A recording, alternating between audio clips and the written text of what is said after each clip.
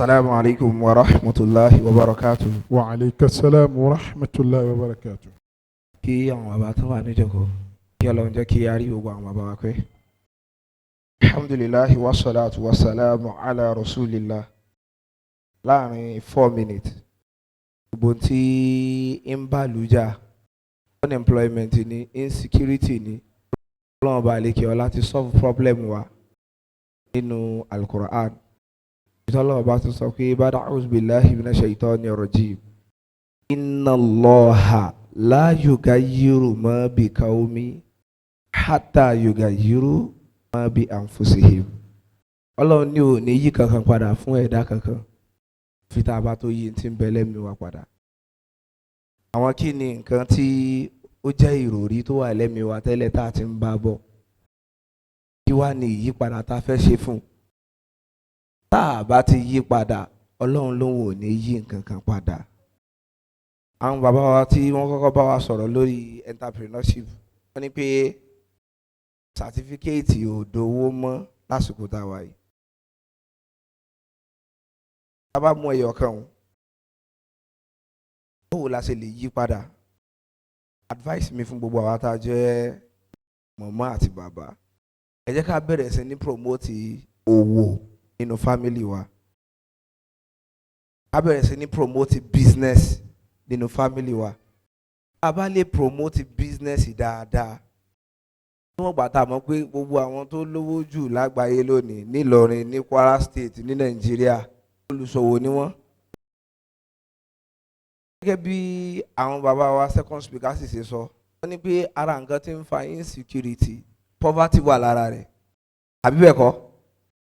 Jẹ́ tá bá wá fẹ́ solve poverty problem, tá bá mú nǹkan tí bàbá wa first speaker sọ pé ọ̀pọ̀lọpọ̀ kàn ń gba certificate jọ ni kò dowó mọ́. A sì fẹ́ kí poverty tán kúrò ńlẹ̀. Advice tèmi fún wa ni pé kí a gbìyànjú láti promote business. A bá lè promote business kó bẹ̀rẹ̀ sí ní yí padà. À ń promote owó. Now, tá bá fẹ́ promote owó náà, irú òwò gan-an ló dáa tá a lè ṣe. Ibẹ̀ ni màá tún wá lọ lo hadith anabi gan sallallahu alayhi wa alihi wa sallam. Anabi sallallahu alayhi wa sallam sọ nínú hadith pé idha matal insan inqata'a amaluhu illa min salas.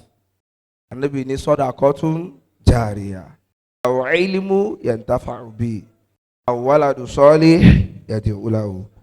Ànábì kọ́ wa bí èèyàn ti lè mọ ní ládá tí yóò bá sí láyé mọ́. Ẹyọ kan òun ní nǹkan tí gbogbo àwọn olùṣòwò fi ń ṣòwò tí wọ́n sì máa ń rí owó àti ọrọ̀ nígbà tí wọ́n bá sí níbẹ̀. Sallallahu alayhi wa sallam. Ilmu yantafa'u bihi, ìmọ̀ téèyàn mọ̀ téèyàn fi ń ṣàǹfààní fáwọn èèyàn. Education still remain the best legacy. Àmọ́ kí ni nǹkan tá à ń kọ́ lọ́wọ́lọ́wọ́? Ẹ̀kọ́ tẹ́lẹ̀ omi ń kọ́ ó dàbí ìgbà tí ńlọlẹ̀ kọ́ bọ́ sí ń fọwọ́ fátẹ́gùn sọ́ba. 30 seconds to go. Century tá a sì wà yìí, ọba ìlú ò ní di ceiling fan, kò ní di standing fan, AC lọ́ba fẹ́ gbà sórí. Bí yẹn bá wá ń kọ́sẹ̀ bọ́ sí ń fọwọ́ fátẹ́gùn sọ́ba, ẹ̀ rí i pé kò ní wà relevant. So century tá a wà yìí, àwọn ọmọ wo ló bá gbà mú? Ilmu yantafa'u bihi, táfà bá fẹ́ mọ níláadá ju tìgbà kan tẹ́lẹ̀ lọ, àfà gbọ́dọ̀ lé lo zoom. Ó gbọ́dọ̀ jẹ́ pé ó ní Ìlọrin yìí nìkan làwọn ọmọ kéwù ń gbọ́dọ̀ wà. Àfà gbọ́dọ̀ ní àwọn ọmọ kéwù ní abroad. Ó jẹ́ pé through zoom ó lè mọ fi reach out sí wọn. So yìí tí mo sọ ni pé ìmọ̀ tá a bá wá ó gbọ́dọ̀ jẹ́ mọ̀ tó bá ìgbà tá a wà mú. Sallallahu alayhi wa sallam. Tàbá wá rí mọ̀ yìí duplicate, a fi mọ ẹlòmíì tí wá ń lọ bẹ́ẹ̀, Ànábì lè yóò mọ̀ ní ládàá lọ ni. So business téèyàn ò bá ṣe, èèyàn gbọ́dọ̀ wà so productive. Èèyàn ready láti learn kí ni nǹkan tó bá gbà mú. Èwo ni ò lọ mọ́, èwo ni ń lọ. Some few weeks back, mo ní younger brother kan tó jẹ́ pé aṣọ òun ló ń ṣe, ó pè mí ó ní pé oníṣẹ́ yìí ti fọ́ o. Ó ní business aṣọ òun yìí ti fọ́ pé kò mú wọlé bí ti tẹ́lẹ̀ mọ́. Ìyẹn gbọ́dọ̀ lè fura kí ni ń ṣẹlẹ̀ lára ń dì mí.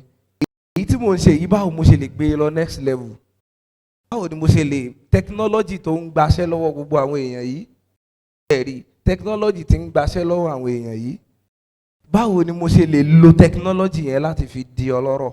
jazakumullahu khairan jazakumullahu khairan ẹ fún wa nọ́mbà tí àwọn èèyàn tún fi lè contact yín mọ́ because I have bridge the protocol. Okay. Your number, just your number please. Okay. Àwa tí a bá fẹ́ gbọ́ bá a ti lè ṣe àwọn ọmọ tá a nídìí irú àwọn nǹkan wo la gbọ́dọ̀ go through.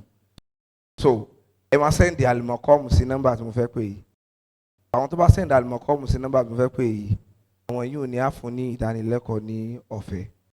070 66 36 95 98 070 66 36 95 98. Wassalamu alaikum wa rahmatullahi wa barakatuh. وعليك السلام ورحمة الله وبركاته.